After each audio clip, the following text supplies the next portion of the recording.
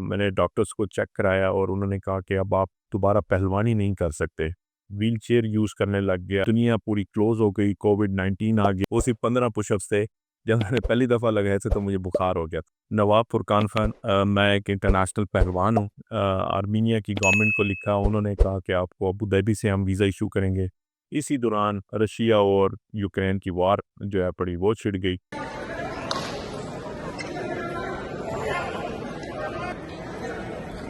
Let it go, let it go. Thank you very much. Nawab Furqan Khan, मैं एक international पहलवान हूँ जो कि पाकिस्तान पुलिस को रिप्रेजेंट करता हूँ। मेरा बचपन इधर ही मोहल्ला गंज सुल्तानी कचहरी रोड मुल्तान में ही गुजरा है। मैंने आबाई तालीम जो है वो यहीं से ही हासिल की है। उसके बाद मैंने इंफॉर्मेशन टेक्नोलॉजी में इंजीनियरिंग की और फिर उसके बाद मैंने मास्टर्स इन स्पोर्ट्स साइंसेस किया। वालिद साहब और वालदा दोनों ने मुझे बहुत सपोर्ट किया मेरे फ़न पहलवानी में। मेरा पहलवानी में आना एक मोर्जा था कि मैं कोई बचपन से प्लान नहीं किया हुआ था कि मैंने पहलवान बनना है या पहलवानी करनी है। वो इस तरह से हुआ कि मैं मतलब थोड़ा-सा बीमार हो गया, मेरे जिगर में जो है वो हीट हो गई। तो बुज़ुर्ग वग़ैरह ने कहा कि आप अखाड़ा जाएँ, अखाड़े में जाएँ, मट्टी लगाएँ, बादाम पिएँ तो ये ठीक हो जाएगा।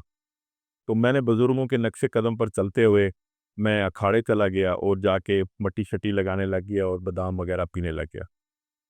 करते-कराते 1 महीना गुज़र गया तो मैं यही अमल कर रहा था। तो महीने बाद जब मैंने टेस्ट कराया तो मेरी जिगर की गर्मी तो ख़त्म हो गई, लेकिन मुझे पहलवानी का शौक़ हो गया। वो 1 महीना जो मैंने अखाड़े में गुज़ारा, वहाँ का रहन-सहन देखा, वहाँ की हेल्दी एक्टिविटीज़ देखी, तो मुझे पहलवानी से रुजू हो गया। मुझे अच्छी तरह से याद है, मुझे ठीक होने के बाद जब मैंने पहली दफ़ा अखाड़े में पुशअप्स और सिटअप्स लगाए थे, तो मुझे बुखार हो गया था। और वो पुशअप्स कोई ज़्यादा पुशअप्स नहीं थे, वो सिर्फ 15 पुशअप्स थे। जब मैंने पहली दफ़ा लगाए थे तो मुझे बुखार हो गया। तो लेकिन वही 15 पुशअप 3000 पुशअप्स में कब कन्वर्ट हुई और वही 10 बैठकें 5000 बैठकों में कब कन्वर्ट हुई, नहीं पता। करते-कराते पता ही नहीं चला वक़्त का और मैं पहलवान बन गया। उसी अखाड़े में जो न्यू कमर्स आते थे उनके साथ मैं ज़ोर करता था, टेक्निक करता था और सीनियर से मैं मार खाता था। मेरे जो ख़ानदान है वो ऑलरेडी पहलवानी से मुंसलिक था। मुझे इसका बड़ा फ़ायदा हुआ। मेरे जो चचा थे वो रुस्तम ज़मान ज़मन ख़ान पहलवान और उसके बाद उनके बेटे हामिद ख़ान पहलवान, और उनके पास रुस्तम पाक व हिंद का टाइटल, मेरे उस्ताद भी हैं। तो उन्होंने बड़ा हेल्प आउट किया मुझे पहलवानी में और वक़्त का पता ना चला और लोग मुझे जानने लग गए, मैं कुश्तियाँ लड़ने लग गया। उसके बाद मैंने अपनी जो मैट्रिक है, मैट्रिक की मैंने जो बोर्ड के कॉम्पिटिशन्स होते हैं, मैंने वो गोल्ड किए। उसके बाद कॉलेजिएट के जो कॉम्पिटिशन्स थे, मैंने वो गोल्ड किए। फिर इंटरवर्सिटीज़ मैंने गोल्ड की। इस तरह करते-करते मैं 2010 तक नेशनल चैम्पियन हो गया। तो इसी तरह पाकिस्तान कैंप में पहुंचा। जब पाकिस्तान कैंप में पहुंचा तो पाकिस्तान के बड़े पहलवानों के साथ ज़ोर और टेक्निक करने का मौका मिला। इसी दौरान पाकिस्तान टीम में सेलेक्ट हुआ और इंटरनेशनल पाकिस्तान को रिप्रेजेंट करने का मौका मिला। पहला जो मेरा सबसे बड़ा कंपटीशन था वो एशियन पहलवानी चैम्पियनशिप थी 2013 में, जो कि खटमंडू नेपाल में मुनक्किद हुई। उसमें एशिया के सबसे बड़े-बड़े पहलवान वहाँ पे मौजूद थे। वहाँ मैंने 3 पहलवानों को हराकर सेमीफ़ाइनल तक रसाई हासिल की और सेमीफ़ाइनल में मेरा मुकाबला ईरान के बहुत बड़े पहलवान के साथ आया। 2014 में एक नई गेम थी मास रेसलिंग, उसको मैंने पाकिस्तान में मुतारिफ़ कराया। आर्मीनिया में वर्ल्ड कप खेलने गया। वहाँ वर्ल्ड के बेस्ट पहलवान आए हुए थे मास रेसलिंग के और मैंने मास रेसलिंग के अंदर दूसरा मेडल अपना ब्रॉन्ज़ ले लिया। वर्ल्ड चैम्पियनशिप खेलने गया बेलारूस में ग्रैपलिंग की, जो कि दुनिया के बेस्ट पहलवान वहाँ पे मौजूद थे और उस चैम्पियनशिप में मैंने क्वालिफ़िकेशन राउंड में जो 4 टाइम्स का वर्ल्ड चैम्पियन था इवान इटली का, उसको मैंने चीट किया और फाइनल तक रसाई हासिल की और गोल्ड मेडल हासिल किया।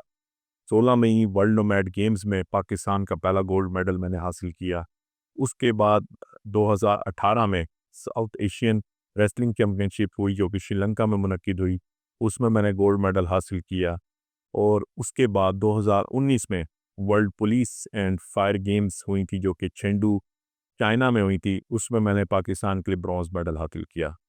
उसके बाद दुनिया पूरी क्लोज़ हो गई, कोविड-19 आ गया और सारी जो इंटरनेशनल खेलों की सरगर्मियाँ थी वो सारी सस्पेंड हो गई। 21-22 में जाके जब मामला दोबारा रिट्रीव हुए, दुनिया खुली, तो फिर दोबारा से खेलना शुरू किया और अब जाके दोबारा मौका मिला 2025 में, जो कि world police and fire games है, जिसमें मैंने फ्री स्टाइल रेसलिंग में और ग्रीको रोमन में 2 ब्रॉन्ज़ मेडल हासिल किए। इस पूरी पहलवानी में मेरे वालिद साहब और वालदा की जो है बहुत सपोर्ट शामिल है। मतलब कि अगर मैं compete ग्राउंड में कर रहा होता था तो ये घर में compete करते थे। पहलवान को पहलवान बनाने में जो है वालदा का बड़ा किरदार होता है। वो इस तरह से, क्योंकि पूरे घर का जो खाना था वो सेपरेट पकता था और मेरा देसी घी में खाना सेपरेट पकता था। मेरा बकरा अलहदा पकना, शाम में देसी मुर्गा अलहदा पकना, तो मेरी जो डाइट प्लान थी वो एक आम इंसान से बहुत डिफरेंट थी। तो वो मेरी माँ का बड़ा किरदार है। इसी दौरान मतलब हम सीएसएस की तैयारी कर रहे थे, तो सीएसएस की तैयारी करते-करते दोस्तों ने कहा कि आएँ जी पब्लिक सर्विस कमीशन के थ्रू एएसआई की सीट पई है, आएँ जी वो अप्लाई करते हैं। तो मैंने कहा मैं तो सीएसएस की तैयारी कर रहा हूँ। उन्होंने कहा नहीं है, ये एक दफ़ा अटेम्प्ट दे, ये भी ऐसी तैयारी हो जाएगी। तो हमने जी 2015 में पब्लिक सर्विस कमीशन के थ्रू एएसआई हमने अप्लाई किया। पंजाब पूरे में मैंने टॉप किया जहाँ इंटरव्यू का रिज़ल्ट आया अल्हम्दुलिल्लाह। तो मैं थानेदार, हम इसको थानेदार कहते हैं। So my father was so proud कि यार यू हैव बिकम अ थानेदार। मैंने कहा जी, अब जिन दोस्तों ने मुझे कहा था कि पब्लिक सर्विस कमीशन दो, वो सारे रह गए। मैं वर्ल्ड का टॉप रेसलर्स बनता जा रहा था, तो सीएसएस को मैं कंटिन्यू ना कर सका और इसी को मैंने जॉब को कंटिन्यू किया और साथ पहलवानी को कंटिन्यू किया और 2024 में जाके मैं सब इंस्पेक्टर हो गया। महकमा जो है मेरा उस थ्रू आउट सपोर्ट रही है, इसमें किसी किस्म की भी कमी नहीं है। अफ़सरान की तरफ से सपोर्ट रही है, मेरे मामलात में मुझे बड़ी सपोर्ट की है। मतलब इस तरह से, जिस तरह घर में एक मेरी फैमिली थी, इसी तरह महकमा मेरी एक फैमिली थी कि उसने मुझे इसमें सपोर्ट की है। दुनिया बहुत तेज़ हो गई है, कुश्ती 6 मिनट पे आ गई है। वो घंटा-घंटा कुश्ती लड़ना, वो अब 6 मिनट में सम अप हो गया है। तो पहलवानी अब स्लो नहीं रही। अब एक पहलवान को जो है उसका स्टेमिना एक फुटबॉलर की तरह होना चाहिए। उसकी जो स्ट्रेंथ है वो एक जिम करने वाले की तरह होना चाहिए और उसका जो माइंड है वो चेस के प्लेयर की तरह चलना चाहिए। ये सारे एलिमेंट्स मिला के एक अच्छा पहलवान, एक अच्छा रेसलर बनता है, जो कि ना सिर्फ नेशनल और इंटरनेशनल दोनों में फिर कम्पीट कर सकता है। World police and fire games मेरे लिए काफ़ी डिफ़िकल्ट था, बहुत ज़्यादा डिफ़िकल्ट था। एक तो वहाँ जाना, वहाँ जाके कम्पीट करना और इतना बड़ा मुल्क है अमेरिका, उसको वज़ाहत नहीं कर सकते। वहाँ पहुँचना, फिर पंजाब पुलिस से मैं इकलौता था। जब वहाँ पहुँचा तो मेरा ना तो कोई कोच था, ना कोई वॉलंटियर था, ना ही कोई ट्रेनर साथ था। तो मुझे खुद ही अपने आप को कुश्ती करने के बाद खुद ही अपने आप को रिलैक्स करना पड़ता था। अपने मसल्स को खुद ही रिलैक्स करना, खुद ही पानी पीना, खुद ही मतलब हर चीज़ करना, तो बड़ा डिफ़िकल्ट था, बड़ा डिफ़िकल्ट था। मतलब कि अल्लाह रहम करे कि कोई ऊँच-नीच हो जाए, तो ये भी नहीं था मेरे पास कि मैं किसी ऐसा इमरजेंसी कॉन्टैक्ट नंबर दे के जाऊँ कि ये मुझे अब चोट लग गई है और ये बंदा मेरी टेक केयर ऑफ करेगा। ऐसा भी कुछ नहीं था। तो ऑल अलोन था वहाँ पे और अल्हम्दुलिल्लाह अकेला लड़ा हूँ, अकेले 6 कुश्तियाँ विन की हैं और उसके बाद जाके पाकिस्तान को 2 मेडल्स दिए हैं। अल्हम्दुलिल्लाह जब मैं वहाँ पे जीता हूँ और मैंने क्या कहते हैं सबसे पहले अपनी जो ये खुशी है मेडल की, वो अपने घरवालों को बताई, तो उनकी वो बहुत खुश हुए और उसके बाद सब अगला जो मैसेज मैंने किया था, वो एडिशनल आईजी कामरान खान साहब को किया, दूसरा मैंने आरपीओ मुल्तान साहब को किया। तो वो 10 मुहर्रम के दिन थे, मुझे पता है पुलिस बड़ी बिज़ी होती है, लेकिन स्टिल आरपीओ साहब ने वो मैसेज देखा और ही वाज़ टू एक्साइटेड, उन्होंने शाबाश दी, उन्होंने कहा गुड जॉब। तो अल्हम्दुलिल्लाह वहीं से जब मैं मेडल जीता तो अभी मैं पाकिस्तान नहीं पहुंचा था, तो पाकिस्तान में इस्तकबाल की तैयारियां शुरू हो गई थी। स्पेशली मेरे डिपार्टमेंट की तरफ से, मेरे डिपार्टमेंट ने बहुत सपोर्ट किया है। मेरी लाइफ के कुछ लम्हात हैं जो कि बड़े मेरे लिए यादगार हैं, वो इस तरह से क्योंकि मेरी लाइफ में कंटिन्यूअसली जो है वो इंजरीज़ रही हैं, मतलब क्राइसिस रहे हैं और उस दौरान भी मैंने पहलवानी को कंटिन्यू रखा। जब 2018 में मुझे पहली एक चोट लगी थी कमर पे, L4 L5 पे लगी थी, मैंने डॉक्टर्स को चेक कराया और उन्होंने कहा कि अब आप दोबारा पहलवानी नहीं कर सकते।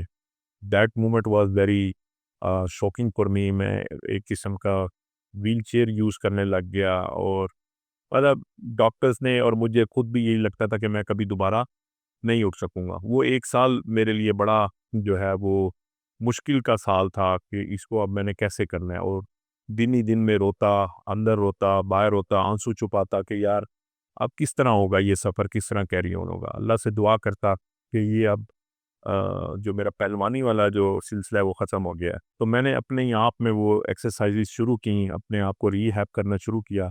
तो देखते-देखते 6 महीने में मैं दोबारा जो है थोड़ा 90% ठीक हो गया। और फिर मैंने अपनी एक्सरसाइज शुरू कर दी।